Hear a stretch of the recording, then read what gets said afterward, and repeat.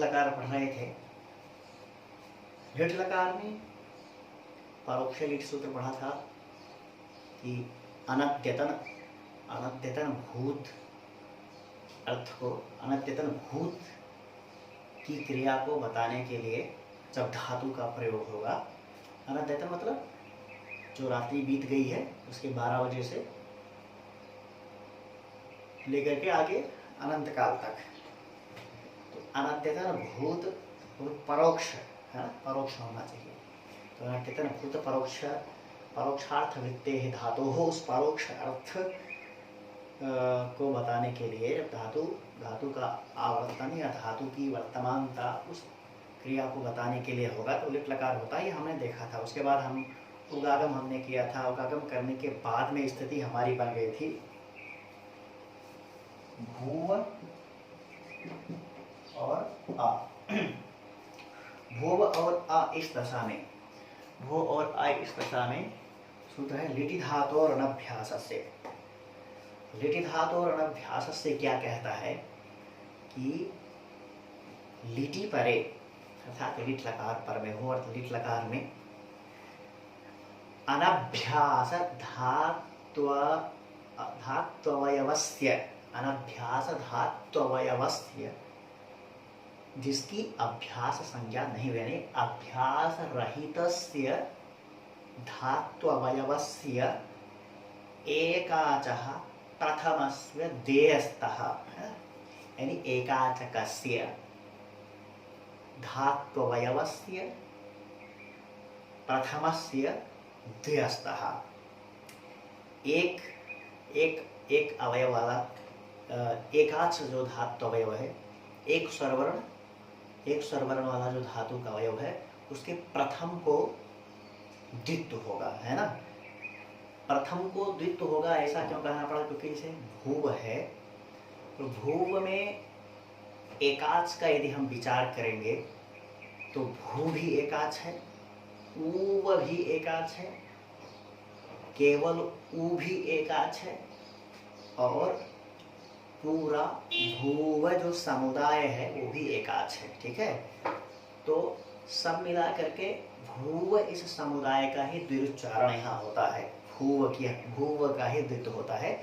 उसी में प्रथमत्व धात्वयवत्व का व्यपदेशिवत भाव से उसको मानते हैं। सब मिला करके भूव जो है लिटि धातु और सूत्र का भी अर्थ है अजादेर द्वितीयस्य, अजादि जो धातु है, अजादि उसके द्वितीय को द्वित्व होता है, अजादेर द्वितीय से, है ना।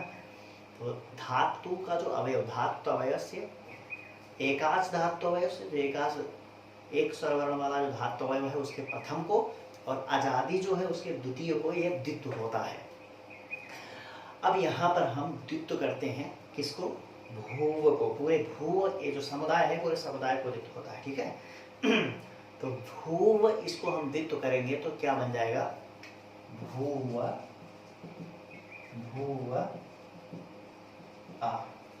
भूव आ, ये हो गया द्वित्व करने के बाद, द्विरुच्चारण कर दिया हमने, भू आ बन गया। उसके बाद में सूत्र आता है, तो लिटि धातु और अनभ्यास से सूत्र से हमने क्या किया, इसको द्वित्व किया।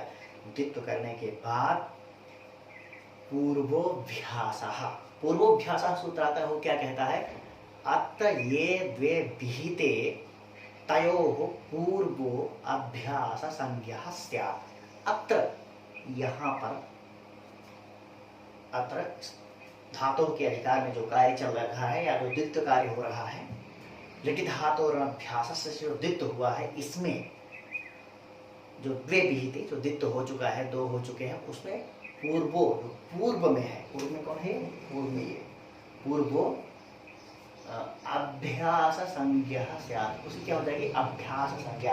इसका नाम क्या पड़ जाएगा, अभ्यास। इसको अभ्यास नाम से जानेंगे, इसको भूव को। ठीक है, तो लिटि धातु और अभ्यास से सूत्र से द्वित्व हुआ तो भूव आ ये हो गया। उसके बाद भूव की पूर्वोभ्यास से क्या हुई, अभ्यास संज्ञा हुई।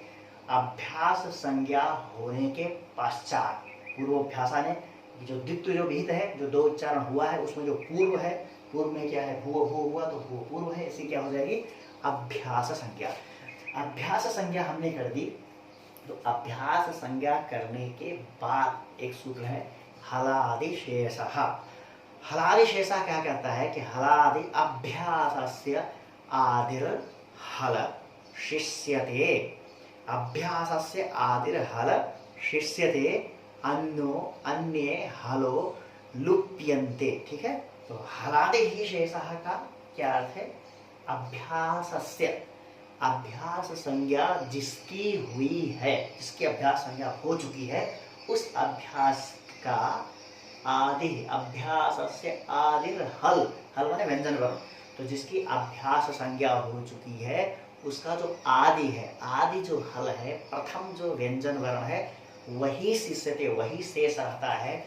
बाकी जो अभ्यास का व्यंजन वर्ण होता है उसका लोप हो जाता है। ठीक है, तो अब हलादि ही शेषः, आदि ही लिख रहे हैं ना, हलादि ही शेषः माने हलादि ही शेष रहता है। किसका? तो अभ्यासस्य आदिर हल, अभ्यास का जो आदि हल है, आदि माने प्रथम जो व्यंजन वर्ण है वो बचता है, बाकी जो हल है वो अन्य हलो लुप्यन्ते, अन्य हल का लोप हो जाता है। तो भू में अभ्यास संज्ञा इसकी हुई है, अभ्यास इसी का नाम है।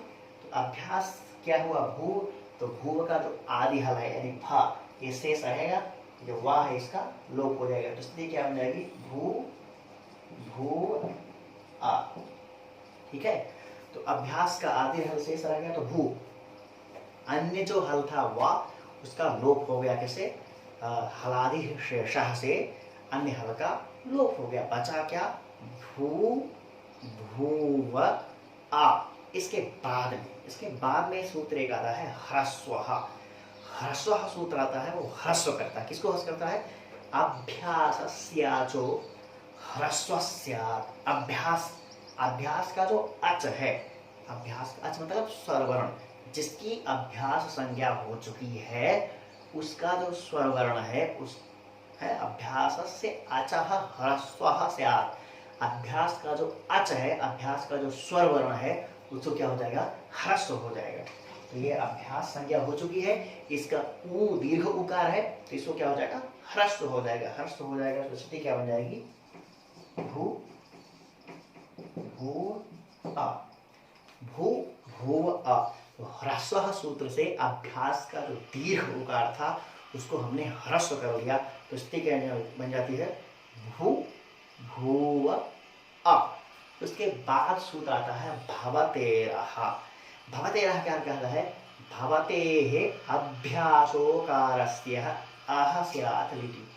भवतेः अभ्यासोकारस्य, भवतेः भू धातु का इस्तीफा निर्देश है यहाँ, तो भू धातु का भवतेः अभ्यासोकारस्य, अर्थात भू धातु जिसकी अभ्यास संज्ञा हो चुकी है, अर्थात अभ्यास संज्ञक भू को, भू का जो ऊ है उसको क्या हो जाएगा? उकारस्य यानी ऊ के स्थान पे अह स्यात् लिटि, लिट लकार में उस ऊ को क्या हो जाएगा? आ हो जाएगा। समझ में आया? तो भवतेरः सूत्र क्या करता है? भवतेः अभ्यासोकारस्य अह स्यात् लिटि। भू का जो अभ्यास संज्ञक जो भू है उसके उकार को आ हो जाता है लिट लकार में, तो ऊ को क्या हो जाएगा? आ हो जाएगा। तो स्थिति क्या बन जाएगी? भा भू है, भा भूव आ, भा भूव आ। भा भूव आ इस दशा में जब आकार कर लिया उसके बाद एक सूत्र है अभ्यासे चर्च।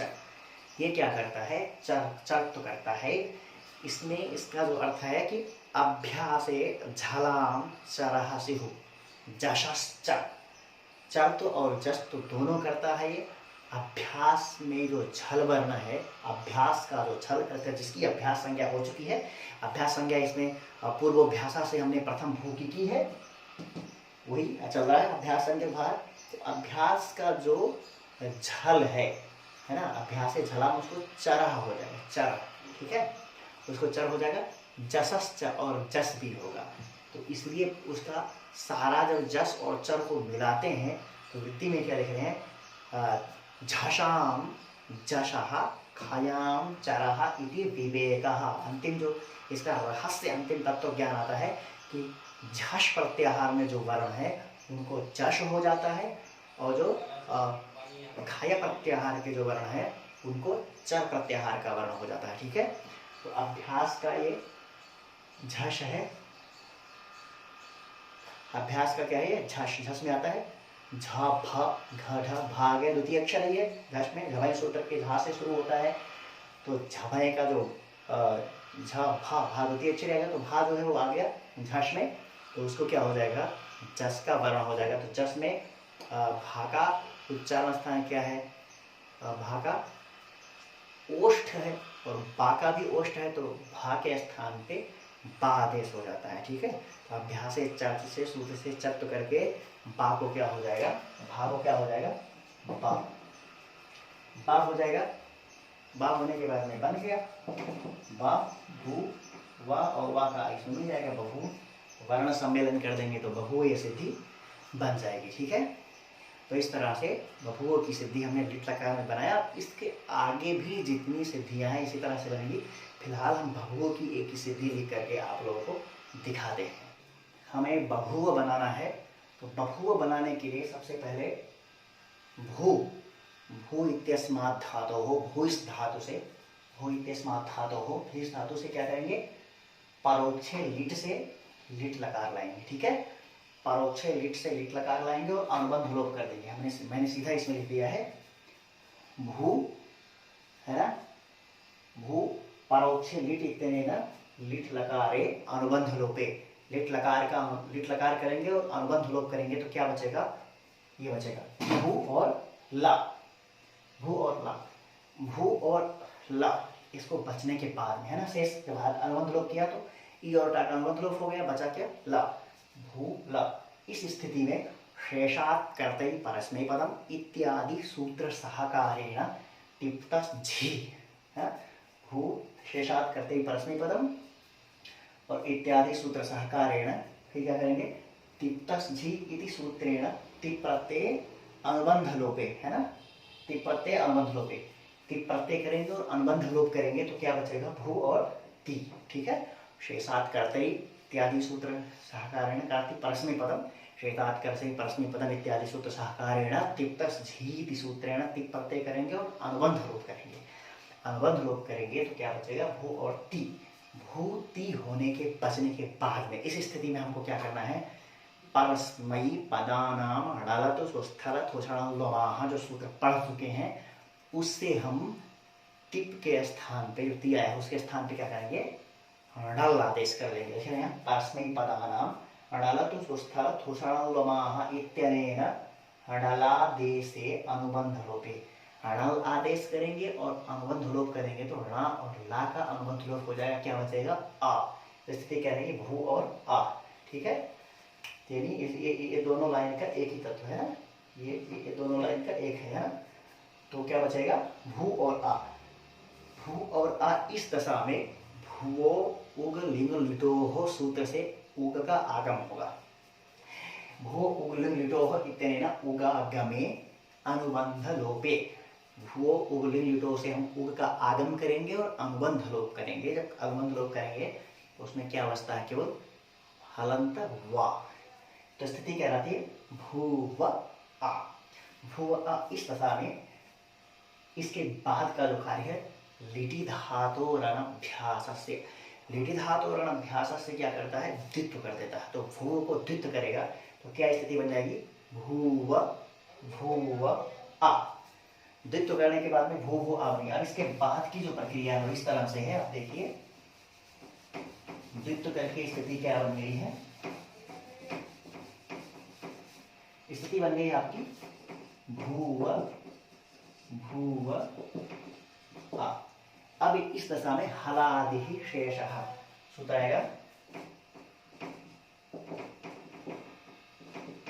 हलादि शेषः इत्यनेन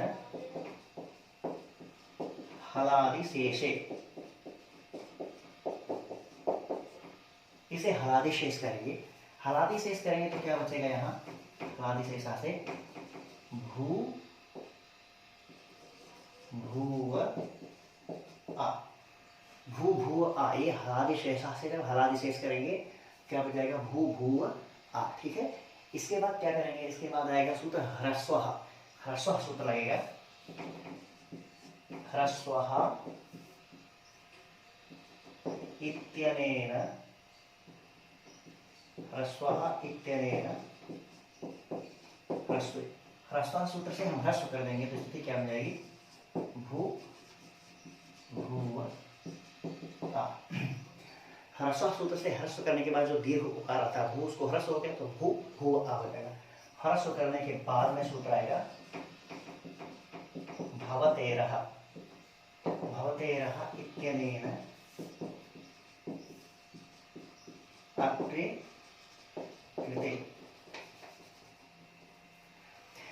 भवतेरः सूत्र से क्या करेंगे, भवतेरः इत्यनेन अत्रे, मतलब भू में जो ऊ है उसके स्थान पे क्या हो जाएगा, आ, तो स्थिति क्या बनेगी, भा भूव, स्थिति क्या बनेगी, भा भा भूव आ।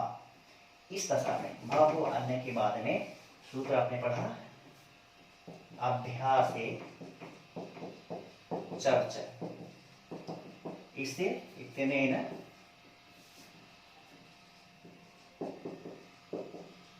चर्त्वे, ठीक है, चर्त कर देंगे तो बा भूव आ